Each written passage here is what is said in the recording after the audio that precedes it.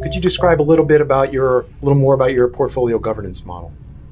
How do you ensure work's delivered correctly once it is approved and it's chartered and now it's kind of in flight? So we assign individual project managers to each of our projects, and yeah, my view is kind of the way I've always been raised, if you will, from a project management perspective, is that the project managers are accountable for delivering the project based on the schedule and the budget that they have agreed with the business partners at the beginning of the project. So we, periodically, regularly, weekly produce status reports about how we're doing on the progress of the project, and maybe less frequently, maybe only monthly on the budget. And we share that with all of the stakeholders that are involved with the individual projects. We share that with the sponsors and the senior stakeholders to make sure that there's nothing amiss in that it's still meeting expectations in terms of going through to delivery. We do see in this environment, kind of more than my other environments, a relaxation of time commitments. I think in an academic setting, they're far more interested in kind of the quality dimension of projects and making sure that the product really solves the problem. And so we see a significant willingness to kind of bend on time schedule. But ultimately, we do have to get these things out the door and delivered and in the hands of the users. And so then ultimately the success is in the transition where people are onboarding and adopting the new processes and being able to conduct their business on the tool and finding out, is that the kind of improvement in their business process and the level of effort or whatever it was that we were trying to improve.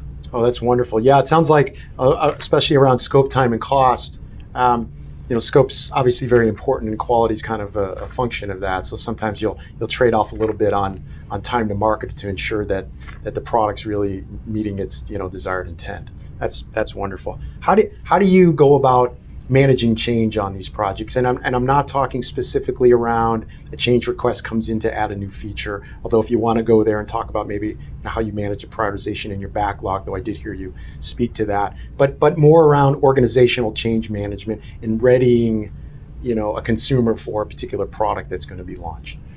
That's a very important aspect of our practice, and one that I've actually spoken on with other groups before because we feel so strongly about it. Obviously, it starts with having appropriate level of sponsorship for the project and making sure that your sponsor is appropriately engaged, is actively communicating about the project, the expected benefits of the project, the implications and work that needs to happen to get to the project done. And so you start there. Beyond that, then we have adopted the ProSci ADCAR methodology, which is a fairly rigorous practice that takes you through a 5-step process for managing change in an organization. So the ADCAR is an acronym. Each of the letters of the acronym basically stands for one phase of the process. A stands for awareness, and that talks about creating among the stakeholders the understanding that something needs to change, that there's something that is not quite what you want it to be. The D stands for desire, which is basically not just getting them to recognize that change needs to happen, but having them want a specific change and to have a specific outcome. K stands for knowledge, which basically means creating in them the information or giving them the information that lets them know how to do the change. But then you need to go beyond that to the second A, which is ability. And ability is an opportunity to practice and to use the changes and to become familiar with them and to get the kind of the coaching and training that they might need to be able to effectively implement the change.